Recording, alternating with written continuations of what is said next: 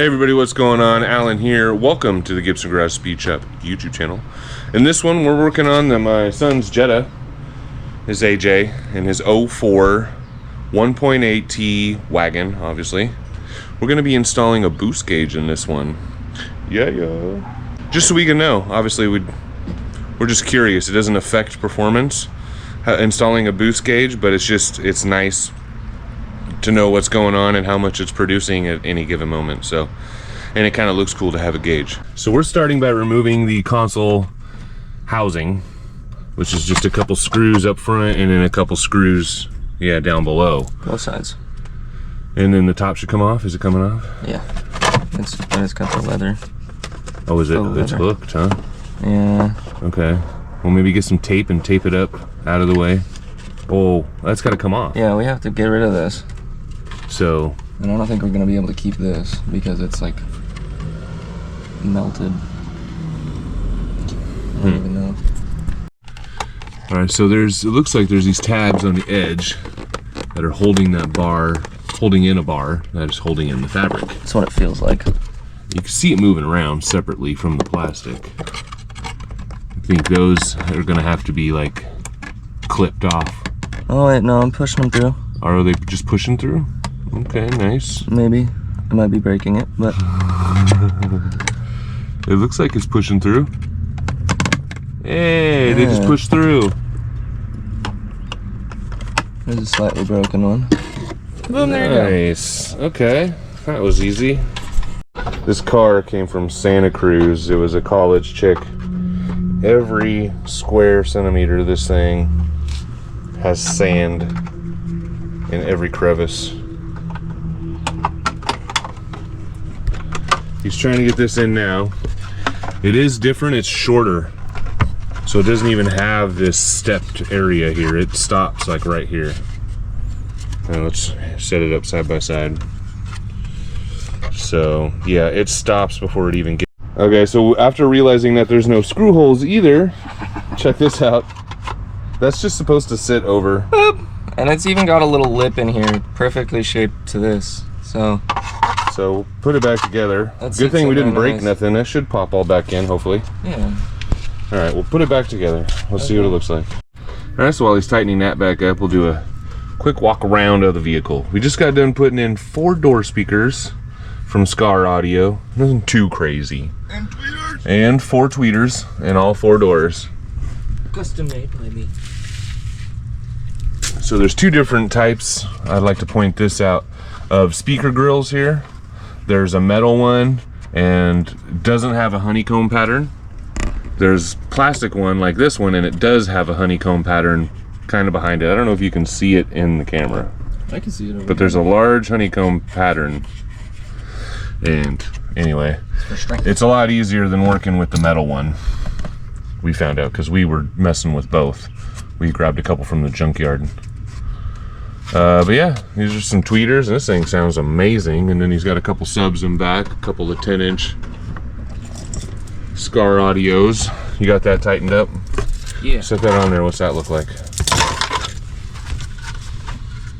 And that just plops right on. It didn't come with instructions or sticky tape or nothing, huh? All it came with were rubber bands to go on the back of the gauges so that it didn't slide up. Okay.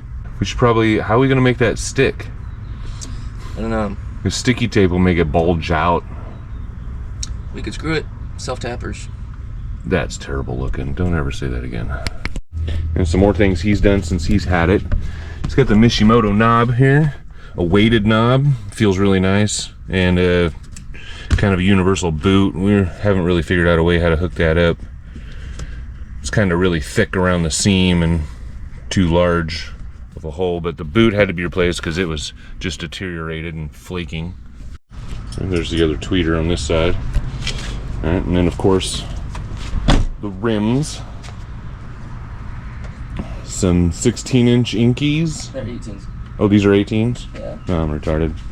And there's the 2 10-inch subs. Now these actually came in a kit. We bought one first, and they came with 2 door speakers and a crossover or something like that. So we bought 2 of them. So we had 4 door speakers, and then he bought the tweeter separately. But each kit also came with one black amp. So we still have a second black amp to install for this guy. Then we've got a larger 1000 watt amp for all 4 door speakers. And tweeters. And tweeters, because they're tied into them. And we're gonna put crossovers in each door to try to eliminate the like bass out of the door speakers. All right, so we've got a vacuum cleaner hooked up to the intake, and we're gonna switch the hose over to the blow side first. That way, because we're gonna drill a hole here in this little hole and tap in the fitting right there, and that's where our boost reference is coming from. And I'm gonna start with a 3/16. This should be just enough. Well, I was gonna say this should be just enough to get the threads out, but I need to. All right, scoot the battery over a little bit, disconnect this guy, and we can just get my giant drill in there. So now we'll turn on the vacuum.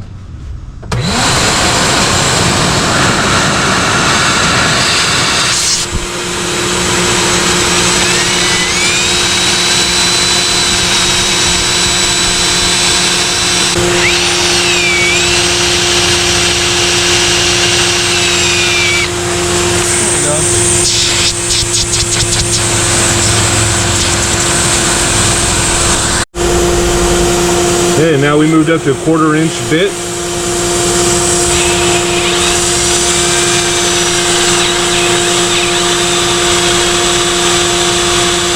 Look at that genius at work. Amazing.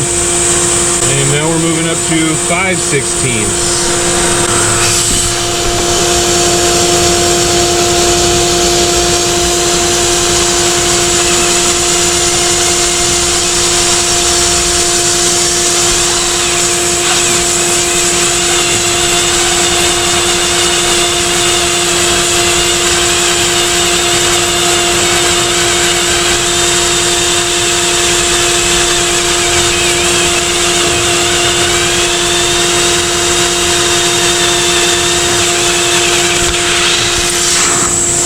I think we need to go a little bigger still. A little bit.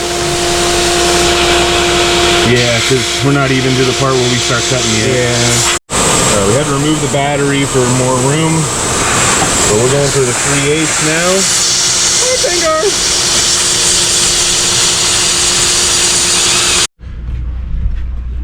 Oh, they got that Civic running. Flip. Why are you? That's... All right, drilled out to 3/8. Kind of got a little wobbly, but it's okay. We're gonna take this 1/8 inch pipe thread, carve out some threads.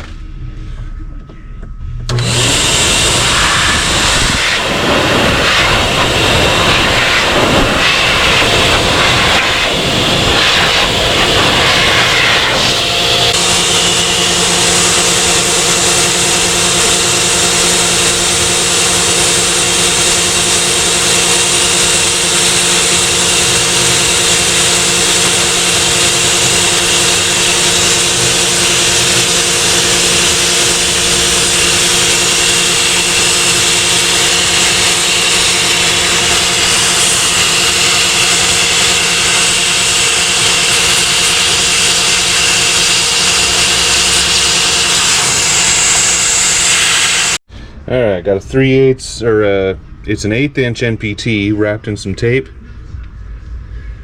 and 3/8 might have been a little too big.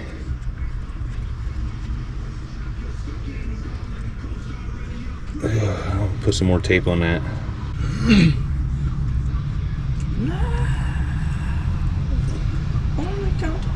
I can only count to 4. I can only 4. It's funny when the real song comes on, that's all you can think of.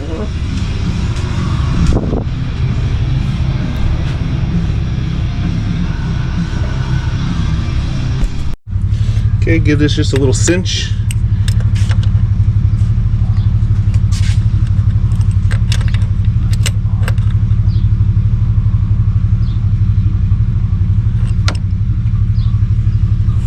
Okay, next morning, and we have got all the pieces we need, I think, hopefully. We got 3 different fuse tabs or ATA circuits, depending on where you're from. and then a ring terminal for the ground wire. This should be probably a red, because this is probably too big. I'm gonna have to go to the store. Red is for like really small wires, which I'm just realizing these are pretty small gauge wires compared to the out of circuits. So I think I'm gonna go get some red, or at least blue if I can find them, but this is gonna be too big. The ring terminal does have to be large enough to fit over this nut down there. I think I'm gonna bolt it up right here where that zinc colored nut is. And this boost gauge just presses into this thing. I had to sand on it just a hair because the fit was so tight that it didn't want to push in. I was afraid I might break it, so I did sand on it a little bit, just like that. Feed these wires out the back. A raised portion they put in there. I am gonna remove this panel just for a better view. There are 2 screw holes here and here. Mine are removed for some reason.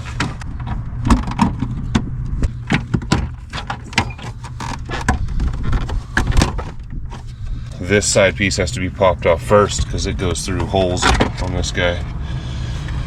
Didn't break anything. Good. We're good. We're totally good. So I don't have to remove the plate if I can just sneak my fingers in there. I can probably work all these wires where I need to make them go. So these wires are just long enough to come through this opening. You can kind of see all the way up here. This is where they need to go. I think I want to throw some like heat shrink tubing over that. If I had a long piece, let's see if I have a long piece. All right, we're making progress. We've got our vacuum line hooked up here, or our boost line, I should say. And it's going into a factory hole, right the same spot we put this wire. Right to the right of the heater hoses. There's a factory hole there. And we've got it coming up here, same spot where the wires are. And we'll hook that up right now. He's zip tying everything up so it stays up and out of the way. All right, so right under here by the relays, I've got the ground wire bolted, or yeah, nutted to it. The other 3 wires are sticking right out here. Let's get our fusible links crimped onto them, and I'll show you where they get plugged in. All right, so these are just the first options I found. There could be a bunch of options in here, but this one is the hazard lights. We're gonna use that one for the constant. These 2 5s right here are your parking lights left and right. We'll use that for the light. Parking lights come on, the light on the bezel will come on. And then we've got an empty one over here that is going to be our switched power. That's for an automatic transmission, right in between the 7.5 and the 10. Now if you have an automatic transmission and you got a fuse in there, it's still not a problem, because that's what these guys are for. And like I said, there could be multiple options. You don't have to do the same ones I'm doing, probably. And then the fuse sticks right back in there. All right, so the hazard spot here is going to be my constant, and that goes to the yellow. I could have sworn like back in the day in the 90s, red was constant when it came to stereos at least, and your yellow was your switched wire. But at some point I noticed that a lot of companies were doing it backwards. They changed the yellow to be the constant and the red to be the switched. Either that or I was wrong the whole time back in the 90s doing radios. But who knows? Okay, fuse is in, we'll plug that in. And now we're gonna take this small one.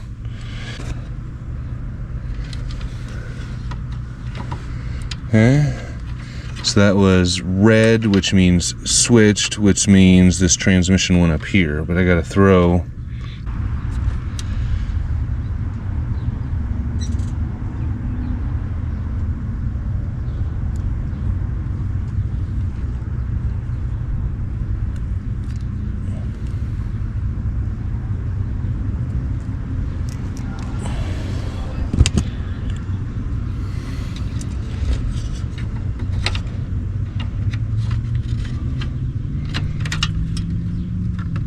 Can we face them upward? I don't see why not. As long as that's still in there deep enough to make contact. Hey, there we go. But yeah, you gotta have 2 fuses on all of them. So 1 fuse is for the original circuit. The second fuse would be for your gauge in each one. I tucked them into these wires here. Those look good. And when you turn on the lights, so the lights stay on bright all the time, but they dim when you turn on the lights. So it's not as super bright. And then of course you turn off the key and everything shuts off.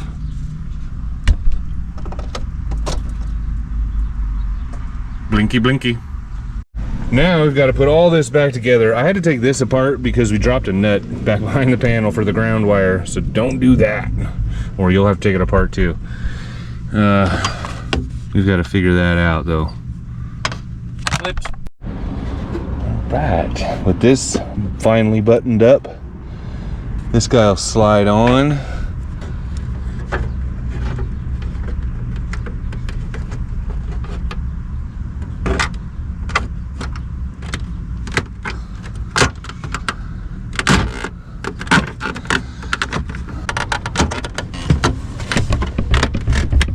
In this direction.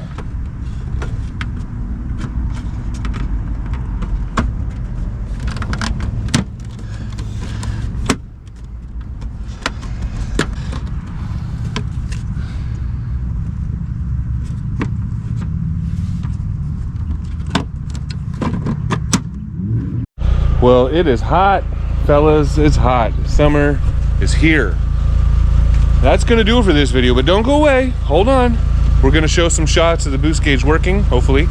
We're gonna go for a drive since it only seems to work when it's under load. Well, that's okay. But until next time, please like, please subscribe, hit the notification bell, all that good stuff. Check out my other social medias, TikTok, Instagram, and Facebook. Also under Gibson Garage Speed Shop. Until next time, peace. Okay, we haven't glued this down yet because we're still gonna put another gauge in there. And we don't wanna mess with that until we're ready. But we're thinking about just putting some hot glue drops and then setting it down on there. Oh, there's a couple pounds. Oh, there we go. 5 pounds.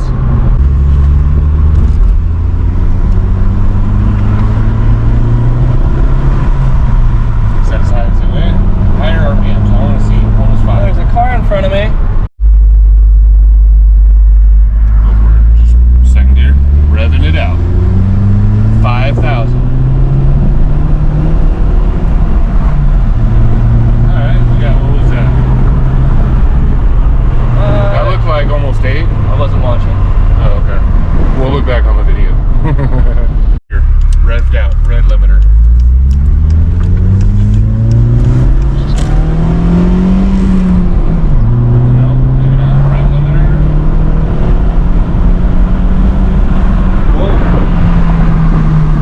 Pedestrians. Good thing I wasn't driving because I wasn't watching for shoot. Well, we got to 9. Was it 9? Yeah, I'm pretty sure you were sitting steady at 9 there.